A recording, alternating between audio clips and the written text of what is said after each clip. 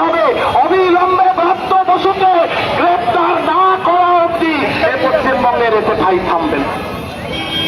আমাদের কিছু জন কমরেডের নামে মিথ্যা মামলা দিয়েছে, এদিক ওদিক যারা ছড়িয়ে রয়েছেন। কমরেড ব্যানারের সামনে আমাদের এসএফআই এর রাজ্য নেতৃত্ব, জেলা নেতৃত্ব অবস্থানে বসেছেন। আপনারা রাস্তায় এই ব্যানারের সামনেটায় চলে আসুন, এসে রাস্তার উপরটায় বসে পড়ুন। নানান জায়গায়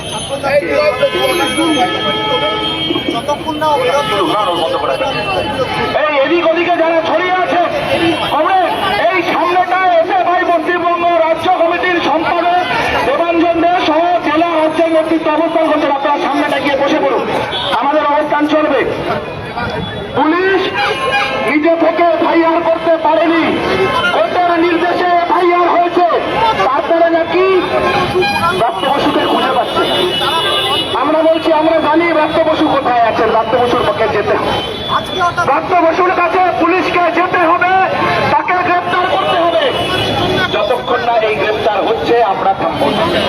আমার কোনো প্রশ্ন নেই, কারোর নামে মিথ্যা মানহানির মামলা করেছে, কারোকে বলেছে, কারোর সম্পর্কে মিডিয়ায় বলছে তৃণমূলের আরেক বিশিষ্ট চিটিংবাজ কুণাল ঘোষ, যে বাড়িকে টার্গেট করে নাকি আমরা হামলা করতে গেছিলাম।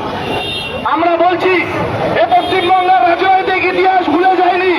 2009, 10, 11 সাল সেই সময়ের মুখ্যমন্ত্রী বুদ্ধদেব ভট্টাচার্যের ছবিকে বিকৃত করে ল্যাম্পপোস্টে লাগিয়েছিল তৃণমূল।